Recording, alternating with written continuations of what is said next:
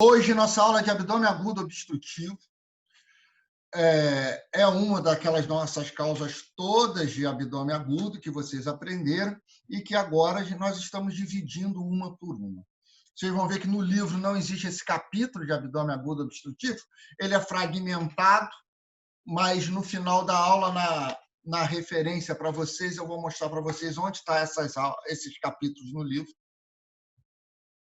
O que é importante a gente avaliar no abdômen agudo obstrutivo? O primeiro é reconhecer o paciente que tem abdômen agudo obstrutivo e como nós vamos conduzir esse paciente. Quais os exames complementares são necessários e se realmente o tratamento cirúrgico está indicado nesse paciente. Obstrução intestinal, vocês vão ver que, por definição, é muito genérico. É uma impossibilidade total ou parcial na propagação do conteúdo da boca até a expulsão pelo ânus. Então, qualquer dificuldade dessa propulsão caracteriza um caso de obstrução intestinal. Então, por isso só, a gente já vê que esse quadro pode não ser um quadro agudo, só pela nossa definição. Lembrando mais uma vez dos tipos de abdômen agudo, quanto à característica da dor e o tempo de evolução. E aí nós vemos que o clássico da dor é a dor incólica, ou seja, eu tenho um segmento do tubo gastrointestinal que está com a luz diminuída por algum motivo, ou seja, tem um grau de obstrução. Então, aquele segmento pré-obstrução vai aumentar a peristalse, tentando vencer essa obstrução. Por isso que a dor clássica do abdômen agudo obstrutivo é a dor incólica. E aí vem o tempo variável. Por quê? Porque o paciente pode ter uma obstrução por uma alcinha que está dobrada ali durante anos. Então, ele se alimenta, sente um pouquinho de cólica, aí essa cólica aumenta a pressão e vence essa obstrução. E ele vive anos com isso aí. Até que, em determinado momento, ou faz um edema, ou essa alça cotovela ainda mais, e a propulsão por esse segmento é impossível. Então, ele começa um quadro de agudização desse abdômen agudo, dessa obstrução intestinal. Então, quanto ao comportamento, nós vemos que é bastante variável esse comportamento. Então, a obstrução pode ser completa, ou seja, um bloqueio total da luz, não passa nada pelo trânsito intestinal. E esse bloqueio pode ser incompleto. Por isso que a gente também chama de obstrução total ou obstrução parcial. Antigamente, essa obstrução que a gente chama de parcial chamava-se de suboclusão intestinal. Quer dizer, um troço abaixo da oclusão não tem oclusão. Então, o termo correto hoje da obstrução incompleta não é mais suboclusão, e sim oclusão parcial. Ela pode ser simples ou pode ser estrangulada, como vocês já aprenderam na hérnia, nas complicações da hérnia. É simples, não tem comprometimento vascular. Estrangulado, eu tenho comprometimento da vascularização do segmento obstruído. E o mais interessante de todos, ela pode ser alça fechada ou alça aberta. Então, vamos dar um exemplo que a gente já teve uma aula. Apendicite aguda.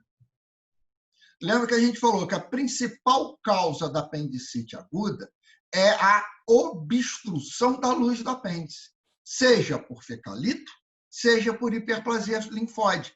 Então, aquela luzinha do apêndice que vai escoar a secreção do apêndice para o seco, ela obstrui. Então, eu tenho uma obstrução ali. Só que eu tenho uma outra obstrução, que é o final do apêndice. Então, essa obstrução é uma obstrução em alça fechada. E a obstrução em alça aberta, onde eu só tenho um ponto de obstrução. Classicamente, no abdômen agudo obstrutivo, veja bem, apendicite é abdômen agudo inflamatório, não é abdômen agudo obstrutivo. Mas a causa, a etiologia que levou à apendicite é uma obstrução da luz. Os abdômenes agudos obstrutivos clássicos, nós vamos olhar aqui, ó. É esse paciente aqui. Cadê a luz? Próximo. Passaram 2. Vou mostrar até aqui. Olha só, esse paciente tem um tumor de sigmoide. Olha só, o tumor obstruiu aqui. Ó, vocês veem essa bolinha aqui? Você vê que a luz aqui, de repente, vem, olha como é que ela retrai e tem um pontinho. Então, tem uma neoplasia de sigmoide, que é um dos locais mais comuns. Vocês vão ter aula disso, afecções cirúrgicas do colo. Então, o tumor obstruiu o sigmoide. Então, aquele trânsito que vinha aqui pelo cólon descendente, chegou no sigmoide, não consegue passar para o sigmoide distal. Então, ele obstrui. Então, ele vem acumulando. Descendente, transverso, ascendente, cheguei no seco. Olha o seco como é que distendeu. Porque o seco, quando ele chega nesse conteúdo aqui no secal, ele vai tentar refluir também para o intestino delgado. Olha só. Porém, eu posso ter uma válvula iliocecal competente. Por isso que a gente chama de obstrução em alça cega. Eu tenho uma obstrução patológica, que é o tumor, e do outro lado uma obstrução fisiológica, que é uma válvula iliocecal competente. O que vai acontecer? Esse cólon vai começar a distender. Olha o tamanho que ficou esse cólon. Então, isso é uma obstrução em alça fechada ou alça cega. Eu tenho uma obstrução em 2 pontos. A mão dele está aqui no tumor, mostrando a distensão. Finalmente, ele tenta refluir para o delgado, mas a válvula iliocecal é competente e não deixa refluir para o delgado. Olha o cólon como é que distende. E o cólon direito tem um diâmetro maior que o cólon esquerdo.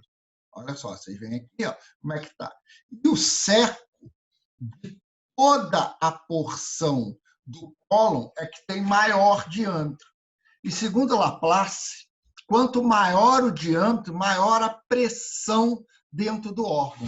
Ou seja, a grande complicação da obstrução em alça fechada do cólon é a ruptura do seco. Então, essa é a grande complicação da minha obstrução em alça fechada. Olha o cólon todo distendido. Se a válvula for incompetente, olha o delgado como é que distende também. Aí o seco não vai romper.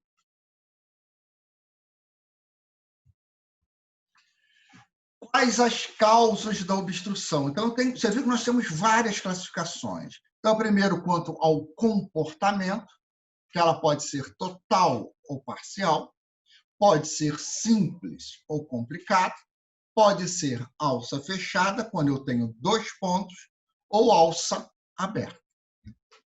E agora, quanto à localização pela parede, ou seja, elas podem ser fora da alça intestinal, podem ser... Oi? Desculpa interromper, mas você poderia, antes de falar isso, dar um exemplo de alça aberta? A alça aberta é a mesma lesão de sigmoide, só que a válvula iliocecal é incompetente.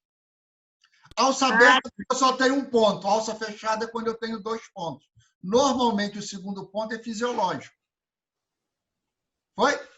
Exemplo, a válvula cecal. Então, o clássico da obstrução intestinal em alça fechada é o tumor de sigmoide com uma válvula iliocecal competente. Se a válvula for incompetente, a alça é aberta. Só tem obstrução em 1 ponto. Aquela secreção fecal vai refluindo, e ele vai acabar vomitando aqui. Ok? Mas a gente só leva em obrigada. consideração a válvula iliocecal? Na obstrução alça fechada, não. Esse é o clássico. O volvo, a gente vai falar um pouquinho na frente. O volvo, a alça não torce no próprio eixo. Então, a obstrução em alça fechada também. Obstrução em alça fechada é quando eu tenho 2 pontos e a alça não tem para onde drenar. Isso é uma obstrução em alça fechada. Ok? Nem formal, fisiológico, nem de marcha ré, nem por causa da obstrução. Então, vamos lá. Agora, quanto à localização. Nós falamos sobre o comportamento. Agora, a localização. Ela pode ser fora da alça, ou seja, alguma coisa que comprimiu a alça. pode ser na parede da alça, doença da parede, alguma coisa está crescendo naquela parede, ou pode ser dentro da luz.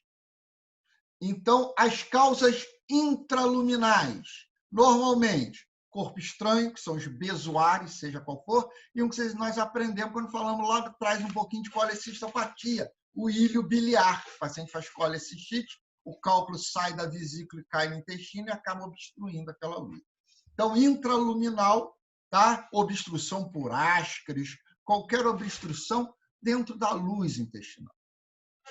As lesões podem ser da parede, exemplo, neoplasia maligna, então eu tenho um câncer, o câncer cresceu na parede e obstruiu aquela luz. E as lesões fora da minha luz. Exemplo, aderência, hérnias encarceradas, ou seja, eu não tenho uma doença da alça intestinal propriamente dita. Eu tenho alguma coisa fora da alça intestinal que comprimiu aquilo ali. Aqui um exemplo clássico, aqui, ó, uma alça de Delgado. O paciente fez uma aderência, ó, uma trave inflamatória. Normalmente, a aderência intestinal é causada por um processo inflamatório dentro da cavidade, seja ele qual for. A principal causa de aderência é pós-operatório. Então, você opera um paciente, você entra na cavidade abdominal, manipula aquelas alças intestinais, aquilo gera um processo inflamatório e faz com que uma alça vá aderir a outra. Mas qualquer processo, cirurgia é disparado mais comum, é a causa mais comum de aderência. Mas eu posso ter outras. Exemplo, doença inflamatória pélvica. O paciente faz uma salpingite, uma alça adere naquele processo inflamatório ali.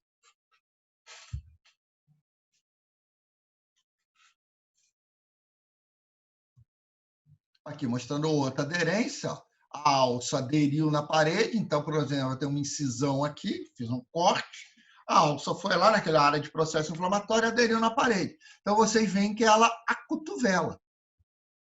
Acotovelou, ela pode causar obstrução intestinal. Normalmente, essas obstruções intestinais são parciais. Então, o paciente tem um trânsito, mas ele sente cólica quando se alimenta, eventualmente o abdômen pode distender. Outras causas, as hérnias internas, também normalmente é pós-operatório, podem ser congênitas por déficit de rotação, por alguma alteração da rotação congênita. Então, aqui mostrando uma alça entrando por dentro da outra, uma hérnia interna. E aqui uma hérnia inguinal. A alça entrou e obstruiu esse segmento. Hérnias incisionais, ó, o paciente tem uma incisão mediana, fez uma deiscência na polineurose, a alça entrou e acotovelou. E vocês veem que já é uma complicada. Olha só, olha a diferença da cor que está a alça. Essa alça já está com uma cor alterada pela própria dilatação, mas você vê que essa alça aqui já está isquêmica, ela está enegrecida. É uma causa extrínseca. Mostrando aqui outra hérnia interna, literalmente o nó nas tripas. Aqui, então, olha como parece. Uma alça acaba entrando e torcendo no próprio eixo. As neoplasias podem ser extrínsecas e intrínsecas. Intrínseca, quando a lesão é própria da alça intestinal. Então, eu tenho um câncer de sigmoide.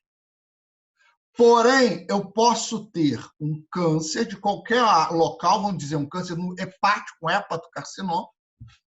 Esse hepatocarcinoma avançou, se tornou um câncer avançado, metastatizou, ou seja, ele saiu de um local e foi para o outro, e fez vários implantes em linfonodo e no peritônio. Então, aqui a gente vê o aumento maior,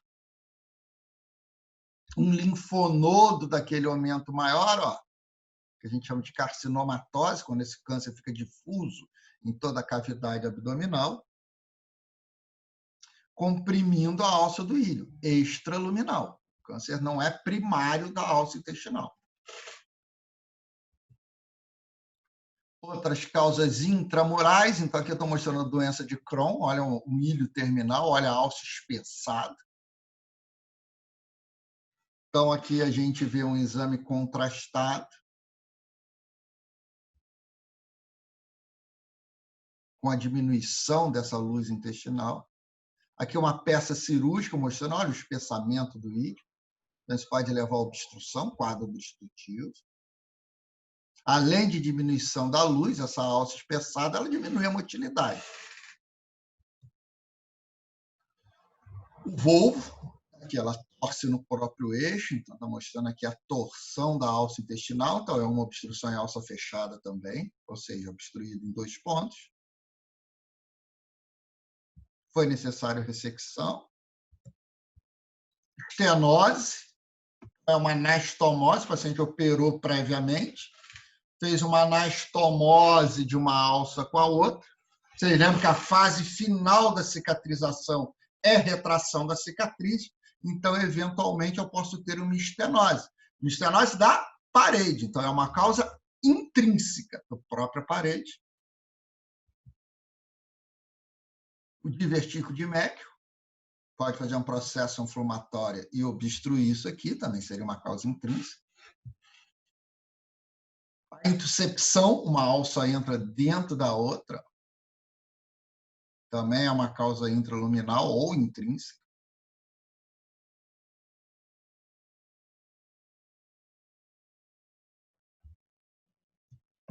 Aqui, ó, mostrando uma alça dentro da outra, intuscepção.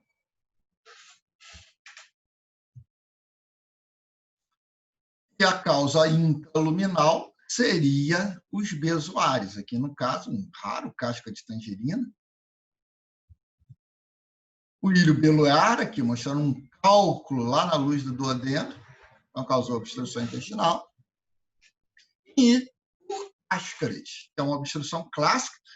Adulto não tem obstrução por ascaris, é muito raro, porque a alça do adulto é muito mais calibrosa, é mais comum na criança, porque a criança tem ascaris, mas o ascaris que ela tem é do tamanho do adulto. Então, aquele bolo de ascaris pode ir lá e obstruir uma alça intestinal. Então, nós temos características diferentes. A obstrução também pode ser no intestino delgado ou intestino grosso. Então, nós falamos quanto à localização, nós falamos quanto às causas e o tipo, o comportamento, e agora nós vamos falar de 2 segmentos diferentes, o intestino delgado e o intestino grosso, que eles têm suas peculiaridades. Por causa disso, ele vai ter uma clínica bem diferente e é uma etiologia também não comum entre o intestino delgado e o intestino grosso. Vamos falar do intestino delgado. Causas no adulto.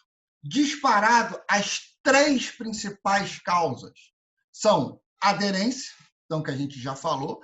Principal causa da aderência é a cirurgia prévia, então o paciente que operou, mas qualquer processo inflamatório intracavitário pode causar aderência.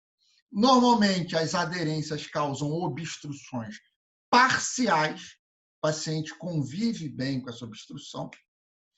Eventualmente, essa obstrução pode agudizar. Mesmo quando agudiza, o tratamento inicial das obstruções por aderências não é de indicação cirúrgica, a não ser que tenha uma complicação, como estrangulamento, peritonite. Mas a obstrução por aderência não complicada, o tratamento inicial é clínico. Por que ele seria clínico? Eu não opero de uma vez esse paciente. Porque o que causou a aderência foi a cirurgia. Então, a cirurgia, para tratar a aderência, eu posso causar nova aderência, inclusive pior do que ele tinha antes. Então, o tratamento das aderências, inicialmente, é clínico. O manejo é clínico. Nós vamos discutir sobre isso. Hérnias encarceradas, que nós já discutimos no nosso capítulo de hérnia, pode ser a hérnia interna, dentro da cavidade abdominal, ou as hérnias externas, onde disparado a mais comum são as hérnias inguinais. E os tumores, não tumor do delgado, que a gente falou antes. Tumores de delgado são extremamente raros.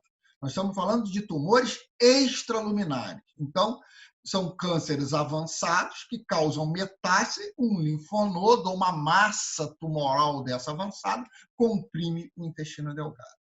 Então, disparadas as 3 principais causas: aderência, hérnia encarcerada, óbvio, e tumor.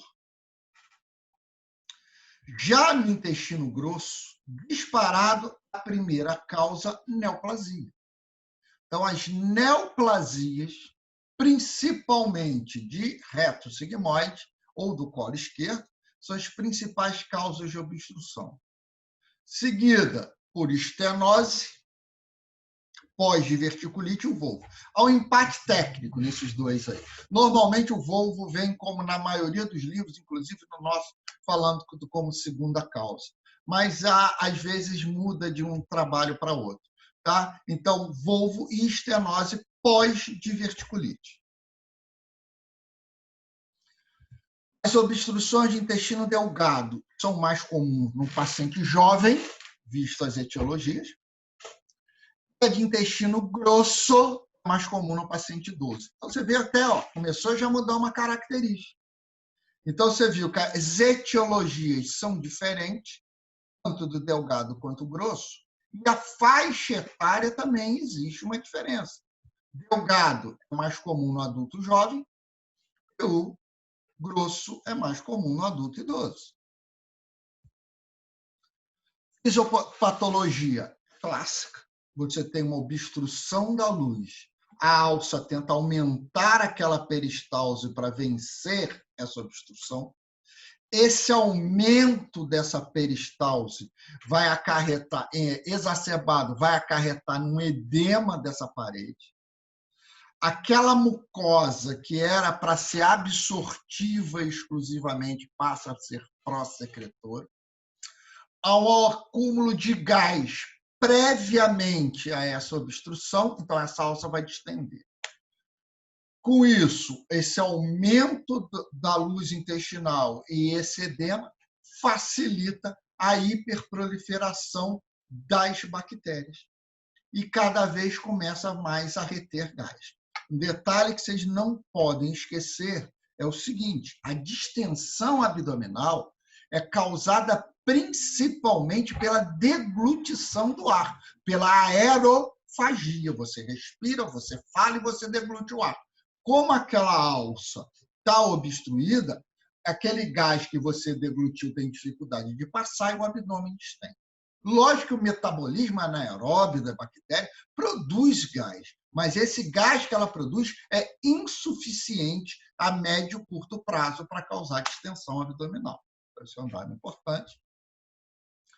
Com isso, essa mucosa sofrendo, esse paciente começa a fazer translocação bacteriana, vai fazendo bacteremia.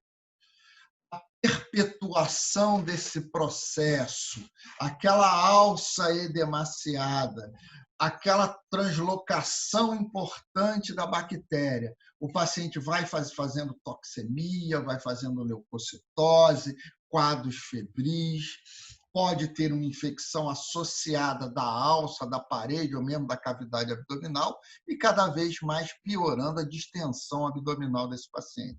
Então, isso é evolutivo. Depende se essa obstrução vai cessar, se meu organismo vence essa obstrução ou não. Então, inicialmente, se a obstrução é parcial, a luz que era assim, agora a luz está assim, ou seja, mas tem uma luzinha ali. Então, pode ser que aquele aumento da peristalse seja suficiente para vencer a obstrução parcial. Aí essa clínica toda vai cessar. Se ele fechar totalmente, isso vai proliferando cada vez mais, vai aumentando a distensão, aumentando o sofrimento da alça, aumentando a translocação, e o paciente clinicamente vai piorando cada vez mais. Aqui mostrando uma obstrução clássica de um volvo, uma torção de uma alça, não falo nem qual alça é aqui. Então, olha só, esse segmento que torceu é uma obstrução em alça fechada, então uma obstrução em 2 pontos. Ó. Na ramo aferente, está fechado, e o segmento eferente está fechado. Então, essa mucosa vai secretar, que era absortiva, passa a ser pró-secretora, vai distender, que pode levar a isquemia, necrose e ruptura dessa parede. O segmento distal, a obstrução não vai ter gás, vai ficar fino, porque não está passando nada para lá. E o segmento proximal começa a distender, começa a ficar edemaciado e distendido. Então, isso é uma característica importante. Então, você vê que temos várias peculiaridades, entre outras. Então, você tem que lembrar um pouquinho da fisiologia. A função do intestino delgado é absorver nutrientes, basicamente. Então, ela sofre muito com os quadros obstrutivos. Quanto mais alto, maior vão ser as alterações hidroeletrolíticas. Óbvio, e a desidratação. Então, o paciente tem uma obstrução. Vamos supor que esse paciente tem um câncer de antro gástrico, um câncer alto. Então, ele obstruiu aquela luz do canal pilórico. Ou seja, tudo que ele comer, ele vai se alimentar. E tudo que ele vai comer, desculpa, ele vai vomitar. Se ele vomita ácido clorídrico. Se ele vomita ácido, a alteração metabólica que esse paciente vai fazer é a alcalose. Como ele está vomitando, alcalose metabólica. Está vomitando cloro, ácido clorídrico, alcalose metabólica hipoclorêmica. É a grande alteração. E hipocalêmica. Ele faz hipocalemia não por causa do vômito. Como ele está em alcalose metabólica, lá no néfron, o rim dele começa a reter hidrogênio para fazer uma acidose paradoxal e elimina o potássio. Por isso que ele faz hipocalemia. Então, na obstrução intestinal alta, classicamente na obstrução pilórica, o paciente faz alcalose metabólica, hipoclorêmica e hipopotassiêmica. A desidratação não é imediata. Óbvio que ele vai desidratar logo. Por quê? Porque ele não está aceitando o líquido e está vomitando. Então, ele vai fazer uma desidratação e manifestações hipovolêmicas, um pouco mais tardio.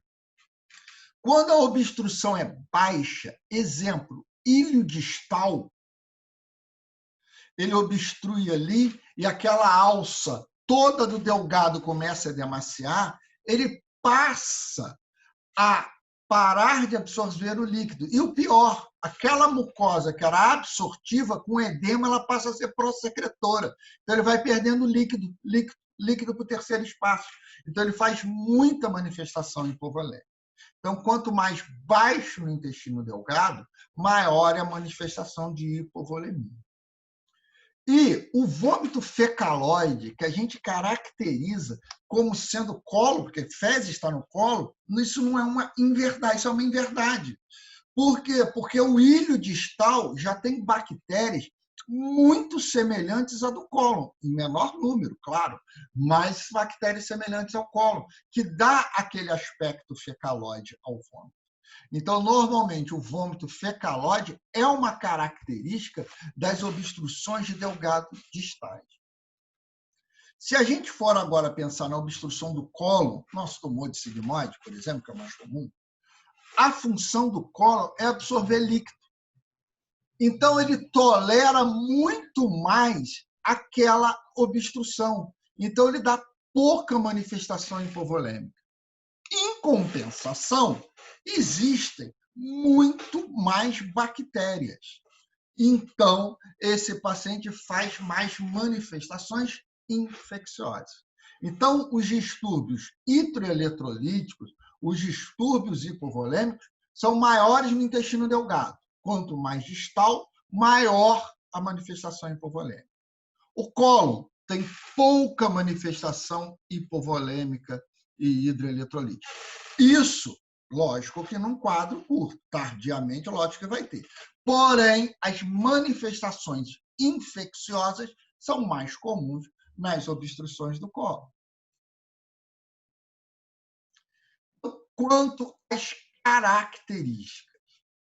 O delgado, por ter um movimento peristáltico muito maior do que o cólon, a dor incólica do delgado é muito mais exuberante. A do cólon, lógico que eu tenho, mas vai ser uma intensidade bem mais variável, porque uma das funções do cólon é armazenamento, é a formação do bolo fecal. Então, ela tolera mais esse quadro obstrutivo.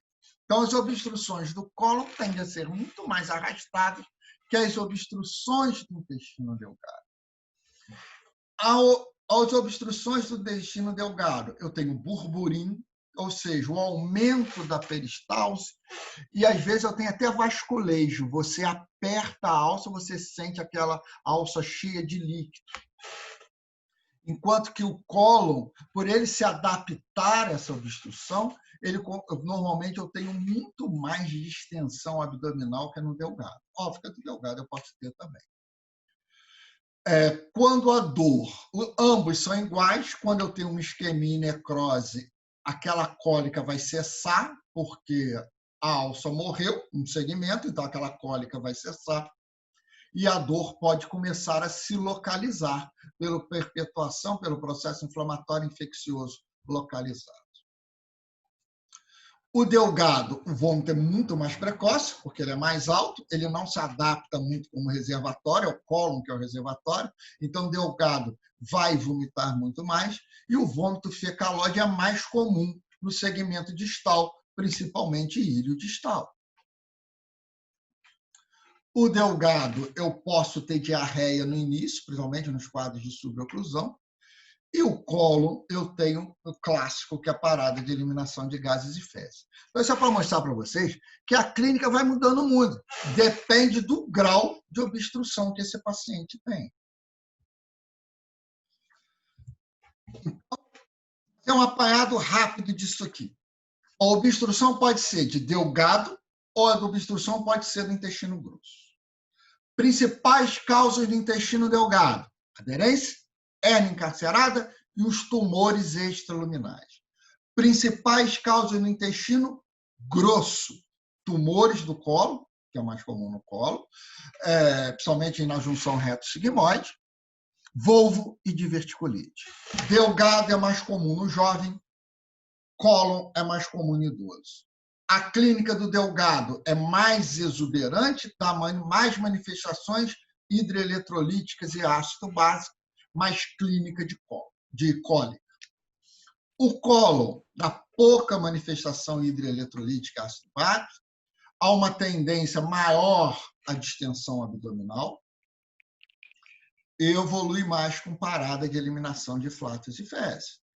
Ao delgado, pode ser mais obstruções parciais, então esse paciente pode ter uma alternância entre constipação e diarreia. No exame físico, o que nós temos de importante? Primeiro, lógico, se é delgado ou grosso. A gente vai sempre se basear nas etiologias. Então, principal causa no adulto jovem, aderência. Lógico, o idoso também pode ter. Então, se eu pensar em aderência, tem incisão prévia? Ele tem uma incisão mediana tifo-pubiana. Aumenta a chance de ser aderência. Vou olhar orifícios herniários. Olha a virilha. Principal causa não é hernia encarcerada? Olha aquela virilha. Tem. Neoplasias. Paciente idoso é mais comum. Tumor de colo. Tumor de colo, 60% são da junção reto-sigmoide. Desses 60%, 60% alcançam o toque retal. 6 × 6, 36. 1/3 das neoplasias do cólon eu alcanço ao toque retal. Só um segundinho, está todo mundo falando aí. Espera só um segundo. Vou tirar o som de vocês. Se vocês precisarem falar, eu esqueci de tirar no início, vocês entram aqui no cantinho aqui, está aqui, ó, uma setinha aqui, vocês entram ali, a gente abre. Tudo agressão, colo. Voltamos aqui. Então, vou procurar cicatrizes. Dependendo do paciente, eu posso visualizar a peristalse de luta na própria parede, olhar orifícios herniários, e o toque retal é de suma importância. Palpação dos tumores avançados, massa abdominal, ausculta, que é um clássico, a gente fala em cólica. O importante são os extremos. O normal da peristalse em um paciente é de 4 a 12 por minuto. Então, você pega um paciente com 12 ruídos hidroaéreos, 12 peristalses por minuto, isso pode ser normal ou está 3 vezes aumentado. Então, o importante são os extremos, a peristalse de luta e o silêncio abdominal. Achados laboratoriais. Óbvio que nós vamos solicitar a nossa rotina de abdômen agudo. Então, vocês lembram, primeiro, hemograma completo, por causa do processo inflamatório, da translocação bacteriana, da bacteremia, esse paciente pode ter leucocitose, mesmo sem complicações infecciosas instaladas, mesmo sem abscesso na cavidade. A amilase, que o principal diagnóstico diferencial nesse paciente seria pancreatite, mas se esse paciente tiver já uma isquemia da alça, aquela mucosa isquêmica permite que aquela amilase passe livremente para a corrente sanguínea, então eu posso ter amilasemia. Óbvio que não igual na pancreatite, então a gente tem um número mágico aí para a gente, em torno de 3 vezes. Então a amilase, normalmente acima de 3 vezes do valor normal, eu penso em pancreatite, abaixo de 3 vezes o valor normal, eu penso em injúria e isquemia da alça. Aumento de escórias nitrogenadas, se o paciente estiver desidratado, assim como o aumento do hematócrito, isso é mais visível no paciente com obstruções de intestino delgado. Alcalose metabólica, principalmente no paciente com obstruções altas, principalmente ali a nível do piloro. Se o paciente tiver isquemia dessa alça, tiver hipoperfusão, eu posso fazer acidose nesse paciente. Já indicam complicações. Lógico que o próximo exame é o exame radiológico simples, raio-x simples de abdômen agudo, aonde eu vejo os sinais indiretos da minha obstrução, os sinais indiretos daquele ilho, daquela parada de eliminação de flatos e fezes. Então, aqui mostrando o intestino delgado. O intestino delgado normalmente ocupa o centro do abdômen. Normalmente eu não vejo nada. Quando eu vejo uma alça no centro do abdômen, eu vi a alça, isso já é patológico. Então, esse é um raio-x deitado, porque as alças, um padrão difuso de gás. Eu vejo um monte de gás dentro da alça. Estou vendo a parede da alça. Olha aqui o contorno da parede. Para eu ver a parede da alça, essa alça já tem edema. Então, eu vejo uma grande distensão com edema de parede de alça. O cólon é esse efeito periférico, ó. Ele está na periferia, é como se fosse uma moldura de um quadro. Você vê o delgado ocupa o centro e o cólon me ocupa a periferia. E aqui está um exemplo clássico de um raio-x de obstrução de alça fechada. Olha só, você vê aqui cólon distendido, aqui parece que está afinando, mas não é isso não, o cólon está aqui, ó, porque aqui está a coluna na frente. Ó, tá? Então o cólon está todo distendido, igualzinho aqui, a luz do cólon aqui, a luz do cólon aqui. Então o cólon está todo distendido. Quando ele chega aqui no sigmoide distal, olha só, faz um stop. E não tem gás para baixo, ó, ausência de gás no reto. Então, aqui obstruiu, o gás vem acumulando, acumulando, acumulando, acumulando, acumulando, acumulando. Quando chegou no seco, ele quer refluir para o delgado. Só que a válvula iliocecal é competente. Então, ele fez uma obstrução em alça fechada, ou seja, uma obstrução em 2 pontos. Um patológico, que é o tumor, e o outro fisiológico, que é a própria válvula iliocecal competente. Mostrando aqui outro raio-x deitado, esse padrão difuso de gás. O delgado ocupando o centro do abdômen. Eu vi a parede, ó, então edema de alça. O centro está preto. Começa a ver a musculatura circular, que a gente chama isso de válvula conivente. Olha como é que ela começa a ficar destacada, porque ela vai ficando edemaciada. Você olha assim, ó, parece um monte de moeda, lá, uma em cima da outra. Esse é o sinal de empilhamento de moedas, que é as alças de delgado com a musculatura circular. Mais uma vez, o centro do abdômen, então, intestino delgado. gás preto, parede da alça, eu vejo o edema, tudo esbranquiçado. São sinais indiretos. Então isso é obstrução de Delgado? Eu não sei. Depende da clínica do paciente. Aqui é o raio-x em pé. Quando você põe o paciente em pé, o líquido desce e o ar sobe. Então, você vê um monte de meia-lua. Centro do abdômen. Aqui, nível hidroaéreo. Sinal do U invertido. Tá? Que são alças que ficam paradas. Aqui você vê um monte de pequenos níveis hidroaéreos, um do ladinho do outro, todo um monte de pontinho preto descendo. Lá. Isso tem um nome, chama Sinal das Contas do Rosário. Para que serve isso? Para nada, só para vocês saberem que existe. Isso fala a favor de obstrução.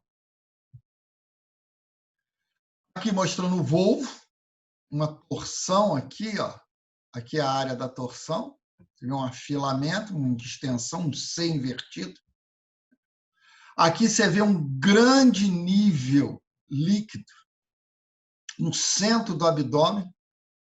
Normalmente, quando você tem um nível líquido assim dentro de uma alça, você vê a parede da alça bonitinha aqui no centro do abdômen, isso é torção de seco.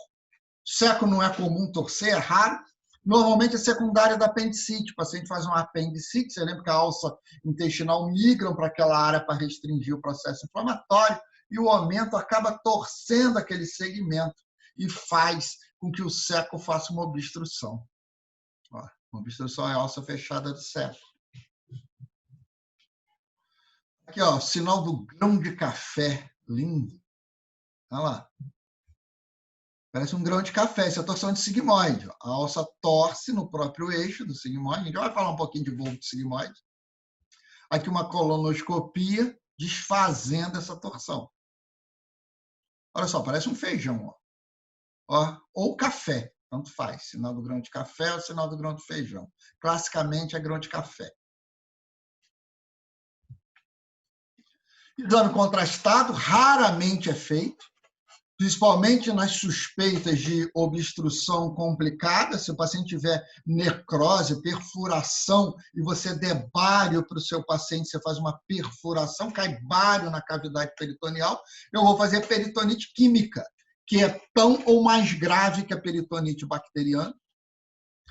Normalmente eu faço nas oclusões parciais, então eu vejo aqui alças grossas, alça distendida, e alça fina, isso é característica de oclusão parcial. Você vê que o trânsito está tendo, o trânsito está passando. Então, a indicação dos exames contrastados normalmente são nas obstruções parciais. Aqui, um enema opaco, é um exame que não é muito mais feito, foi substituído muito pela colonoscopia. Então, você introduz o contraste pelo ânus, joga o contraste, e aqui você vê um sinal clássico, que chama sinal da maçã mordida. Vocês pensam, parece uma maçã, a luzinha com contraste, e a parede apresentando uma tumoração que está mordendo essa alça. Então, chama sinal da maçã.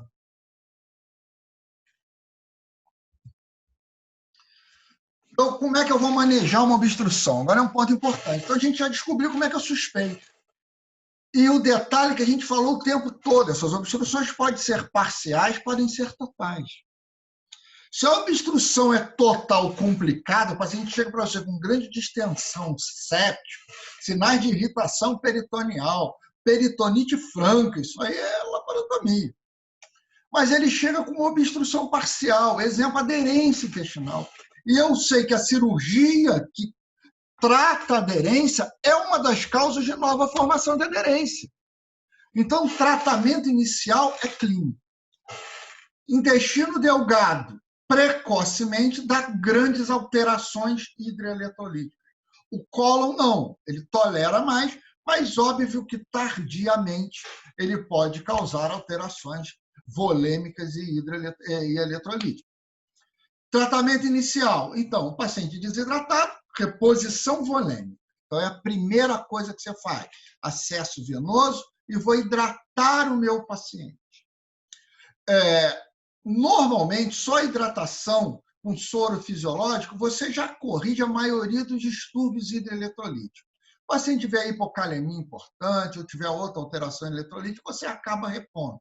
Mas o principal tratamento dele inicial é a reposição volêmica, acesso venoso periférico, vou fazer volume. Lembrando a vocês que o principal parâmetro de uma reidratação adequada é diurese. Se necessário, sonda vesical e monitorizar a diurese. Então, reposição volêmica é importante. Segunda conduta nesse paciente. Você lembra que ele faz distensão abdominal. Esse paciente fazendo distensão abdominal aumenta a pressão intraabdominal, pode fazer síndrome de compartimento abdominal, que vocês vão aprender lá na terapia intensiva. E ele pode começar a vomitar e broncoaspirar, que é a síndrome de Mendelssohn, que é uma grande complicação. Então, uma das condutas nesse paciente é a sonda nasogástrica. Você passa uma sonda pelo nariz e chega no estômago. Primeiro, que a principal causa de distensão é a aerofagia, é a deglutição desse ar. Então, você passa a sonda para diminuir essa distensão, você vai fazer com que o conteúdo represado entérico vá sair por essa sonda, então a sonda é bem indicada. A sonda hoje já é um pouquinho controverso. A maioria dos autores defendem por passar a sonda só nas grandes distensões. Pequenas distensões, você protelar um pouco a passagem da sonda pelo incômodo, pelo risco de aspiração séptica, aumenta a chance de pneumonia. Então, você pensa nisso tudo. Mas se o paciente estiver muito distendido e vomitando muito, a sonda nasogástrica impera. E avaliar se esse paciente é cirúrgico ou não cirúrgico imediato. Tá? Então, as suboclusões, que hoje se chamam oclusões parciais, tratamento inicial é clínico, sonda nasogástrica, reposição volêmica, espera melhorar. Se as obstruções forem totais ou complicadas, com isquemia, necrose, peritonite, o tratamento cirúrgico precoce já é indicado. Mesmo com tratamento cirúrgico, se o paciente tiver hipotenso por causa de hipovolemia, você vai hidratar, corrigir essa hipovolemia e principalmente esses distúrbios hidroeletrolíticos o mais precoce possível, num espaço mais curto de tempo, e operar esse paciente precocemente. A laparotomia é o procedimento mais seguro. Tá? Você vai ter certeza do seu grau de obstrução, então só não é indicado nas obstruções parciais a curto prazo. E você vai avaliar o que você vai fazer. Se for aderência, lise de aderência. Se for volvo, você vai distorcer esse volvo. Se for um tumor, se você conseguir ressecá-lo, ótimo. Se você não conseguir ressecar, você exterioriza o segmento prévio a essa obstrução e faz uma colostomia nesse paciente. Márcio, Oi. você tinha falado algum negócio de síndrome quando você estava falando da sonda, não tinha? Sim, as grandes distensões, só que isso é outra matéria. Se o abdômen distende muito, a pressão no abdômen começa a aumentar muito. Isso chama síndrome de compartimento abdominal. Isso é aula lá da terapia intensiva. O doutor Luciano e o doutor Gerson vão dar essa aula para vocês. O abdômen distende muito, começa a empurrar o diafragma, o paciente não consegue respirar, comprime veia cava, o sangue não chega no coração, comprime a aorta, diminui a pós-carga. Então, são complicações dessa distensão abdominal. Dependendo dos graus da síndrome de compartimento, só a síndrome de compartimento por si só já pode ter indicação cirúrgica. Tá? Mas isso é outra aula. Tá ok? Tá, obrigada. Mostrando o volvo é uma torção no próprio segmento, então está aqui o caso do sigmoide. O sigmoide torceu no próprio eixo. A principal causa desse sigmoide torcer é ter um sigmoide redundante. Lembra que o sigmoide é uma porção do intestino grosso relativamente fixa. Ele forma um S. A função dele é diminuir a velocidade dessas fezes para acumular na ampola retal. O paciente constipado crônico, aquelas fezes vão acumulando no reto, já começa a acumular no sigmoide. Esse sigmoide vai se adaptando a esse conteúdo fecal e também começa a distender. Essa distensão deixa esse sigmoide muito redundante. Por isso que a principal causa é a constipação crônica. Lógico que existem outras causas, como o megacólon pela lesão, terminação neural, que é a doença de Sprung. Então, esse sigmoide redundante pode torcer no próprio eixo. Essa clínica do paciente, ele faz um quadro de dor aguda, uma distensão inicialmente localizada, porque é uma alça fechada, então somente essa área inicial começa a distender. Então, ele faz uma distensão ali na fossa ilíaca esquerda, onde o sigmoide está. Mas esse segmento do descendente que está chegando na área obstruída começa a distender posterior, e aí esse abdômen fica todo distendido. Mas isso é uma característica interessante. Começa com uma distensão assimétrica e depois o abdômen torna-se todo distendido. O local mais comum da torção é o sigmoide, exatamente porque eu falei, mas outros segmentos móveis podem causar essa torção. Disparado é o sigmoide, seguido pelo seco, que nós já falamos, secundária apendicite aguda, faz um processo inflamatório do apêndice, o aumento migra para lá e acaba torcendo aquele seco, é raro, não é comum. O transverso é outro segmento bastante móvel, que pode causar torção também. Mas disparado, como já falamos, o sigmoide é o principal local.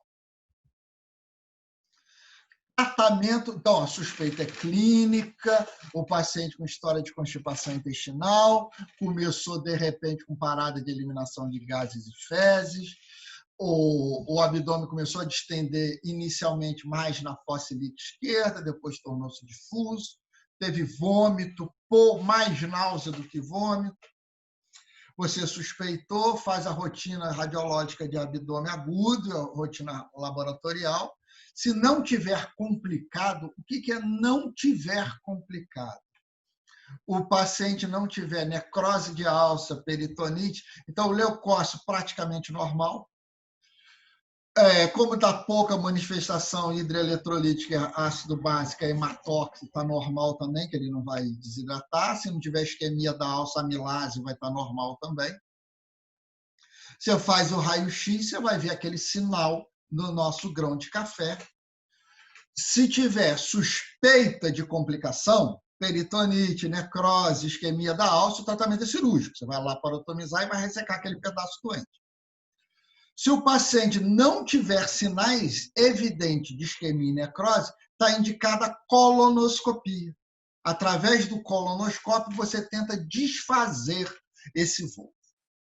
Se eu conseguir desfazer esse volvo, eu sei que o risco de recorrência é superior a 50%. Então, eu vou internar esse paciente, equilibrar esse paciente e operar eletivamente. Vamos operar esse paciente eletivamente e ressecar esse segmento redundante, fazer uma anastomose primária. Não adianta só eu fazer isso. Esse paciente, posteriormente, você tem que tratar a constipação ou a causa que levou esse sigmoide a ser redundante, senão daqui a 3, 4, 5, 10 anos, esse paciente volta com um novo vômito. Pode ser feita através de enema, evitar o enema baritado. O ideal é o edema à base de iodo, já que o bar é muito tóxico no peritônio. O tratamento cirúrgico, então, que nós falamos, é reservado quando você não consegue desfazer o volvo ou se esse volvo está complicado. Alguns autores defendiam desfazer o volvo e fixar esse sigmoide redundante. Tem uma taxa de recidiva muito alta, porque o sigmoide fica muito pesado e acaba desinserindo a sua fixação. O ideal é ressecção. Normalmente, quando você opera numa fase aguda, você não faz anastomose primária, você faz uma colostomia, exterioriza aquele segmento do colo, posteriormente você desfaz aqui. Outra causa são as obstruções malignas no intestino. Normalmente são por doença do colo, pode ser metastático também, aí vão ser as causas extraluminais de intestino delgado. Mas disparada, a principal causa são os tumores do colo. Esses tumores fazem um crescimento dentro da luz. Normalmente, os tumores, quando obstruem, esse tumor já é avançado, é, no mínimo, localmente avançado. Quer dizer, esse tumor já invade serose, já é um tumor mais avançado. Quando a oclusão é parcial, é a mesma coisa. Você pode tentar postergar, equilibrar, diagnosticar seu paciente, prepará-lo para a cirurgia e fazer uma cirurgia potencialmente curativa. Porém, às vezes você não consegue isso, você é obrigado a operá-lo na emergência. Óbvio que a gente tenta fazer a melhor cirurgia do ponto de vista oncológico possível. Mas lembre que esse paciente pode ter distúrbios hidroeletrolíticos, pode ter distúrbios infecciosos, e a cirurgia tem que ser abreviada. Então, quando esse procedimento é seguro, você pode tentar fazer a cirurgia potencialmente curativa. Se esse paciente tiver com um comprometimento clínico muito grande, você pode optar só por tratar a obstrução. Então, eu deixo o câncer lá e exteriorizo o segmento proximal à obstrução e depois eu avalio como é que eu vou resolver esse tumor dele. Seja faz ser tratamento paliativo com quimioterapia, seja eu vou operá-lo posteriormente para fazer um tratamento definitivo desse câncer. Normalmente, as cirurgias paliativas são ostomias. Posso fazer gastroenteroanastomose, ou seja, faço um desvio desses segmentos obstrutivos. E hoje eu tenho também os tratamentos endoscópicos, através de próteses intraluminais. Lógico que, mesmo os tumores avançados, existem critérios de insucesso, que a gente também chama de critérios de inoperabilidade, ou seja, são aqueles pacientes com obstrução que têm uma sobrevida curta e uma alta taxa de complicações. São aqueles pacientes com doença disseminada, ou seja, tem carcinomatose, múltiplos implantes no peritônio, no aumento, em outras alças. Ele tem vários locais de obstrução por vários implantes tumorais. A doença é avançada com metástase hepática, cerebral, pulmonar. O paciente tem ascite neoplásica. Isso são critérios que fazem você pensar, será que vale a pena submeter esse paciente a um procedimento cirúrgico? Então, isso tudo tem que ser avaliado para o seu paciente. Professor, Oi. você pode voltar 2 slides, 3, eu acho, por favor. Mais um. Você quer? Esse. Não, da frente. Ok. Isso, obrigada. Só isso? Quer que eu Só fale isso. dele? Só quer que eu Não, volte? só isso. Não, era só para ver o negócio. Obrigada. Tá visto? Então, o tumor de colo direito, a gente vai ter uma aula disso, tumor de colo direito, ele não cursa muito com obstrução, que ele cresce para fora da luz. Eventualmente, ela pode cursar. O tratamento definitivo é a colectomia direita, você vai retirar todo o colo direito. Só para vocês verem um tipo aqui mostrando uma colectomia direita. Uma anastomose do ílico ascendente. Os tumores que mais cursam com obstrução são do colo esquerdo. Então, vocês veem, se ele fizer uma obstrução aqui, você resseca o segmento, faz uma ostomia proximal. Não é o tratamento curativo. O tratamento curativo seria a hemicolectomia esquerda, por causa da drenagem linfática. Então, seria seccionar todo esse cólon aqui para um tratamento. Aqui, só que vocês vão escutar muito desses termos quando vocês estiverem no internato. Colostomia de Hartmann é quando você exterioriza o segmento proximal e fecha o coto distal. Fístula mucosa é quando você coloca os dois segmentos, desde eu fechar o distal eu também exteriorizo. Aí o distal eu chamo de fístula mucosa, termo técnico, que não passa fezes. Fezes só passa na colostomia proximal e aqui vai sair um muco. Então, a gente chama isso aqui de colostomia terminal e fístula mucosa. colostomia em duplo cano, ou miculix, tem o nome, você resseca a lesão, exterioriza toda pela parede. Posso fazer anastomose primária também. Existe a colostomia em alça. A colostomia em alça é quando o tumor está aqui e o segmento eu coloco a alça inteira para fora, ou seja, a parede posterior da alça, ao contrário que está aqui, ainda está íntegra. Eu só coloco a alça, acotovelo a alça na parede abdominal e abro a luz. Finalmente, chegamos na síndrome de Ogilvy, que é uma patologia, apesar de estudada há muito tempo, ela é conhecida há pouco tempo, tem uns 10, 15 anos que a gente fala mais nisso. Ogilvy começou a ver que existiam pacientes que tinham lesões neurais, pacientes acamados muito tempo, que o abdômen começava a distender. Ele não entendia isso. Aí o paciente vinha a óbito por outro motivo, durante a necrópsia ele não via nada no colo. Então, aquilo deixou ele assustado. Por que o cara faz um quadro de obstrutivo, entre aspas, e o colo está normal, não tem nada obstruindo, nem na parede, nem dentro da alça intestinal, nem fora da alça intestinal. Hoje a gente sabe que isso é um desbalanço autonômico, é uma hiperestimulação simpática. Ou um bloqueio do parasimpático. O que acontece com... Desculpa, é o contrário, né? Você faz um estímulo simpático, ou um bloqueio parasimpático. O que acontece com esse paciente?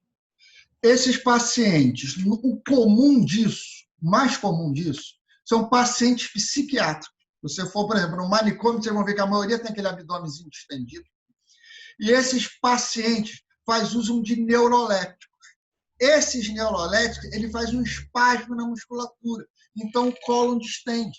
Então, isso é relativamente fisiológico ou induzido. Então, o paciente operou de colo de fêmur, ele ficou hipovolêmico, fez hipofluxo no colo, a peristalse daquele cólon piorou e o abdômen distendeu. O paciente é renal crônico, está urêmico, aquele excesso de ureia irrita as terminações nervosas do cólon e faz um ilho urêmico, o cólon distende. Normalmente, o tratamento da síndrome de Ogilvy é clínico. Você não faz nada, mas olha só esse cólon como é que distendeu. Distendeu tanto. Olha aqui a gente vê o cólon ascendente e aqui o seco.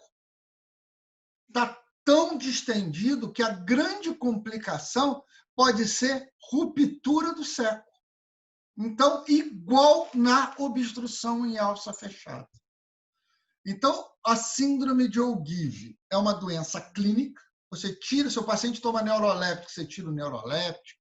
Se o paciente é um pós-operatório, você faz manobra para estimular essa peristalse, como deambulação precoce, prostigmine, tem outras manobras para você aumentar essa peristalse. Mas você tem que ficar preocupado se a distensão for muito grande, que ele corre o risco de ruptura do seco. Quando que eu sei? Você faz um raio-x abdominal simples e vai medir o diâmetro do seco. Seco maior do que 12 centímetros, risco de ruptura iminente. Esse paciente você tem que intervir. Como é que eu posso intervir esse paciente? Primeiro, colonoscopia. Faço um colonoscópio pelo ânus do paciente, vai lá no cólon dele e aspira esse excesso de líquido para o seco diminuir a distensão. Se você não conseguir, outro tratamento é a secostomia. Você coloca uma sonda, faz uma incisão na fossa ilíaca esquerda, vai com uma sondinha, que pode ser a mesma sonda de Foley que passa para o catéter vesical, você introduz no seco, exterioriza pela parede, só para descomprimir esse seco.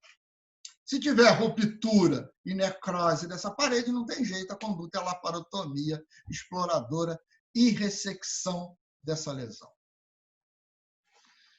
Então, o tratamento das pseudoobstruções conservador, se tiver distúrbio hidroeletrolítico, você vai corrigir, você vai hidratação venosa. Outra coisa que aumenta a peristalse é o neostigmine, que é um simpático mimético. Então, está aqui, ó, o paciente está com distensão, se tem peritonite, tá? Não tem jeito, se tem ruptura com pneumoperitônio, a conduta é laparotomia. Se ele não tem, você pode tentar vencer essa obstrução, porém, se o seco tiver maior que 12 centímetros, o risco é de ruptura iminente. Tá? Então, essas são as condutas na síndrome de Ogilvy. Vocês viram que a maioria dos tratamentos iniciais são reidratação e aguardar a evolução do quadro. Então, o que você tem que ficar com isso? O paciente chegou, é a suspeita.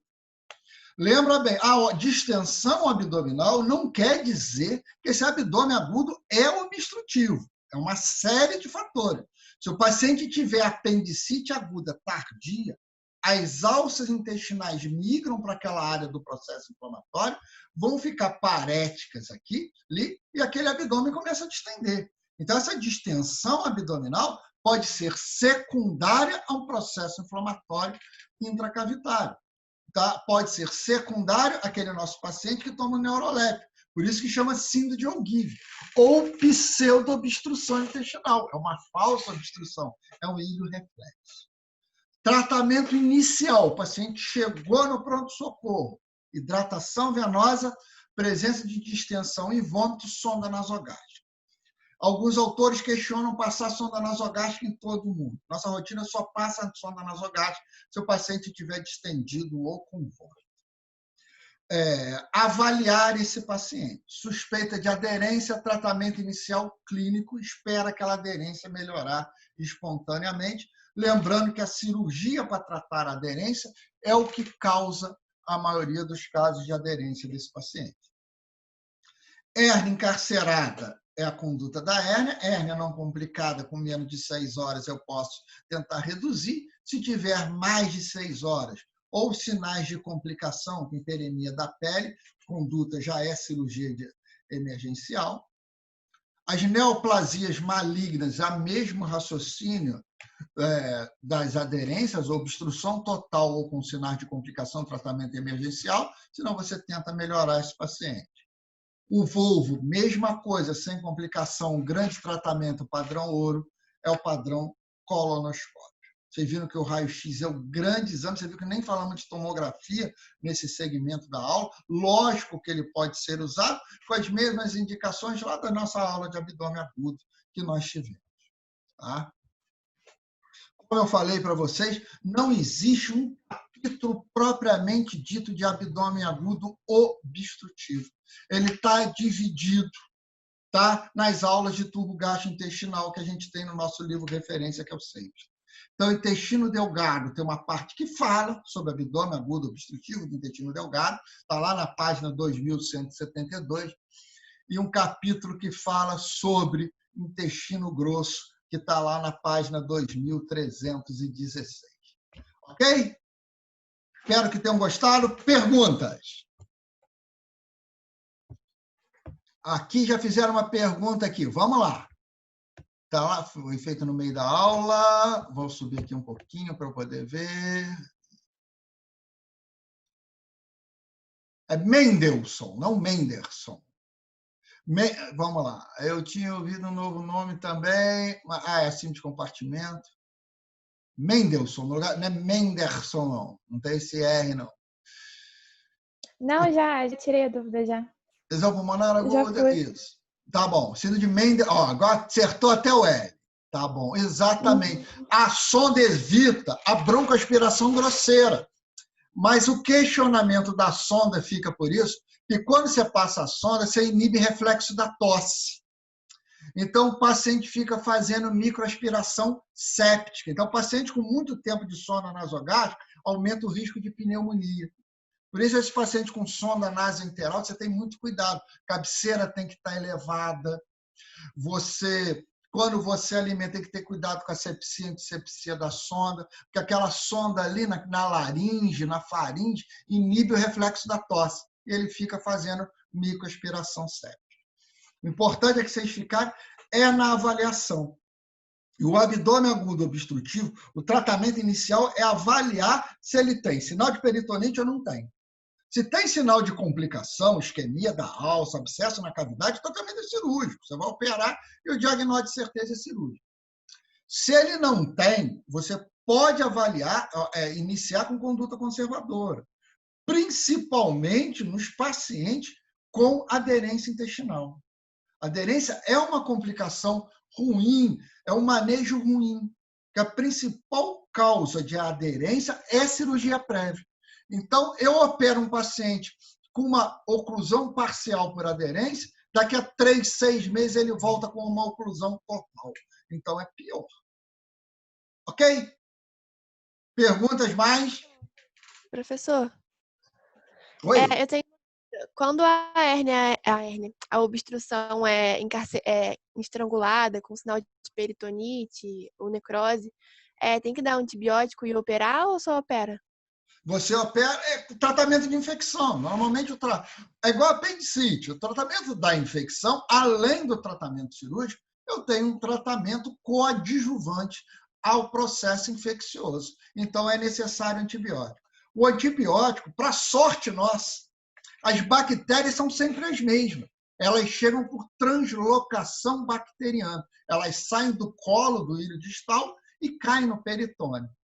Então, quem acha que o peritônio é estéril, isso é uma inverdade. O peritônio não é estéril. Não existe uma colonização do meu peritônio. Existem bactérias que fazem um clearance natural. Eles chegam no peritônio por translocação bacteriana. Quando eles chegam lá, não tem nada. O macrófago vai lá, o neutrófilo vai lá, engloba ele, destrói aquela bactéria. Se ele encontra um meio propício, exemplo, uma alça isquêmica de uma obstrução complicada, ele encontra um fator que faz com que ele consiga multiplicar e colonizar. Então, para eu ter infecção na barriga, eu preciso de um substrato anatômico, que é o que estava faltando a palavra. Então, se eu tenho um fecalito que obstruiu a luz apêndice, aquele processo inflamatório do apêndice vai predispor à infecção. Se o paciente faz pancreatite com necrose, aquela necrose do pâncreas predispõe à infecção. Se eu tenho um cálculo impactado na vesícula biliar, aquele cálculo impactado na vesícula biliar predispõe à infecção. E as bactérias vêm sempre do mesmo local, tubo gastrointestinal. Tubo gastrointestinal, bacterióides é a bactéria mais temida e mais abundante, e os gram-negativos, principalmente Escherichia, Klebsiella e Proteus. Os enterococos raramente são primeira infecção. Por isso que o antibiótico normalmente são os mesmos. Ceftriaxona, que é uma cefalosporina de terceira geração, que cobre bem para os gram-negativos, associado a um anaeropsida, porque não tem um antibiótico que cubra efetivamente todas as bactérias do colo. Normalmente, a gente utiliza o metronidazol. Então, essa associação de cef e metronidazol são as mais utilizadas na infecção da cavidade abdominal. Tá? E são coadjuvantes ao meu tratamento cirúrgico. Ok? Tá bom, obrigada. Por nada. Professor, eu tenho uma dúvida também. Sempre que você tem uma complicação, tipo necrose de uma alça, que você tem que ressecar um pedaço do intestino, você sempre tem que fazer uma ostomia ou você pode fazer uma ostomose e continuar? O sempre, você já aprendeu lá no vestibular. Tem sempre, está errado. Sempre, nunca vai estar errado. Mas o problema da necrose, se eu tenho necrose, eu tenho um tecido desvitalizado que eu vou ressecar. Se eu ressequei esse tecido, lógico que o mais fisiológico e o melhor para o meu paciente é olhar e anastomosar, refazer o trânsito intestinal. O problema de eu refazer o trânsito intestinal é a cicatrização desse paciente. Se esse paciente tiver déficit de cicatrização, eu vou fazer deiscência de sutura, minha sutura da alça intestinal vai abrir e vai cair secreção entérica ou fecal na cavidade peritoneal, num paciente que já veio com obstrução, distúrbio hidroeletrolítico e processo inflamatório instalado. Olha a gravidade desse paciente. Eu sei que a principal causa de deiscência de sutura, de abrir meus pontos, é hipofluxo. Então, e a segunda infecção. Então, eu já estou falando que o cara tem necrose infecção. A chance de abrir é grande. Se o paciente tiver hipotenso, tiver gravemente desnutrido, eu vou optar pela colostomia. Tá? Então, vamos dizer assim, a ostomia é uma conduta de segurança. É muito mais seguro eu exteriorizar a alça intestinal para o meu paciente. Sempre faço isso? Não. Eventualmente, eu faço a rafia primária, principalmente quando é intestino delgado. Intestino delgado, eu tenho menos bactéria, a vascularização é maior do intestino delgado, então, às vezes, o intestino delgado eu tenho mais segurança. Normalmente, quando eu tenho lesões isquêmicas, necróticas do cólon, eu acabo optando pela colostomia. Mas alguns defendem, se o paciente estiver hemodinamicamente estável, sem uma infecção muito grave, mesmo o colo fazer rafia primária. Tá? Ou seja, o sempre não existe. A colostomia é uma conduta de segurança. Eu não vou ter decência, não vou piorar para frente, não vou precisar reoperar esse paciente posterior. Beleza, okay? Valeu. Mais alguma pergunta?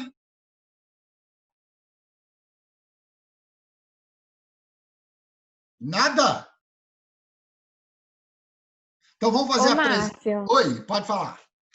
Dá dica para a prova. Dá dica para a prova? Já deu, a matéria está lá, P1. Vão ser 16 questões de múltipla escolha. Cada uma vale 0,63, então a prova de vocês vai valer 10,08. Eu sou a mãe para vocês, ó, dei 8, 10 para vocês de graça. Tá? Oh. São questões de dia a dia. Caem muitas questões, muito caso clínico, não tem questão direta. Eu não vou perguntar qual é a principal causa de obstrução intestinal no intestino delgado. Isso não vai cair. Eu vou dar um caso para vocês. Vai ter foto, Márcio? Oi? Foto? Entendi. Imagem? Não tem imagem, porque o raio-x, as imagens na prova não ficam muito boas, então eu não gosto de colocar imagem. Normalmente, imagem a gente faz nas provas práticas de vocês. Tá? Então, não tem questão com prova com imagem, não. Tem muito caso clínico, a gente pergunta muito caso clínico para vocês. Tá? Não vi nenhuma questão daquela que eu adoro perguntar e vocês têm que eu dou 3 assertivos. Qual é a verdadeira? 1 e 2, 2 e 3, 3 e 1. Não tem essa questão que vocês não gostam. Dei de presente para vocês. Eu sei que vocês detestam, eu adoro essa questão. Tá? Então, cai muito caso clínico. A grande maioria das questões, fala que mais da metade das questões são casos clínicos de conduta. Então, eu dou um caso para vocês de abdômen agudo obstrutivo, e pergunto para vocês qual é a principal causa, etiologia desse abdômen agudo obstrutivo. Qual é a conduta nesse abdômen agudo obstrutivo? Então, é isso que eu quero saber de vocês. É a conduta, é o dia a dia que a gente procura. Tá ok? Hérnia cai bastante. Vocês têm que estudar bastante hérnia, cai bastante questão de hérnia. Pré- e pós-operatório. Tá? Então, o abdômen agudo. Basicamente, são essas 3 aulas que vocês tiveram. Porque se você olhar no Sabiston, são 3 aulas. São 3 aulas. Hérnia, abdômen agudo e pré-operatório. São só 3 capítulos. A gente que divide esses capítulos devido à importância do abdômen agudo no dia a dia da prática médica. Márcio. Fala. Posso aproveitar o momento? Toda hora eu confundo hérnia direta de indireta. Você pode me relembrar a diferença, por favor? A hérnia indireta é congênita, é aquela da migração do testículo, a persistência do conduto peritônio vaginal. É mais comum no adulto jovem. A hérnia direta é a hérnia do esforço, é a hérnia adquirida, é aquela lá do triângulo de Hasselbalch. É mais comum no idoso e principalmente na mulher. A hérnia da mulher é a hérnia direta. A hérnia congênita, que é a persistência do conduto peritônio vaginal, normalmente chega na bolsa escrotal. A hérnia indireta não chega, a hérnia direta não chega na bolsa escrotal. A hérnia direta, quando desce, é a hérnia femoral. Por isso que a hérnia direta é mais comum na mulher e a hérnia femoral também é mais comum na mulher. Ok? A hérnia indireta é congênita. A hérnia direta é adquirida, é a hérnia do esforço. Ok? Ok, mais alguma pergunta? Aproveita. Não é a prova na semana que vem, não, é a outra ainda. Semana que vem vocês vão ter colecistopatia Zoom. Mais alguma pergunta? Aproveitem. Vamos para a presença, então? Então, tá bom. Obrigado pela presença de todo mundo. Semana que vem, colecistopatia. Próxima é a prova de vocês. Obrigado pela presença de todo mundo, hein? Um abraço. Tchau para vocês. Valeu.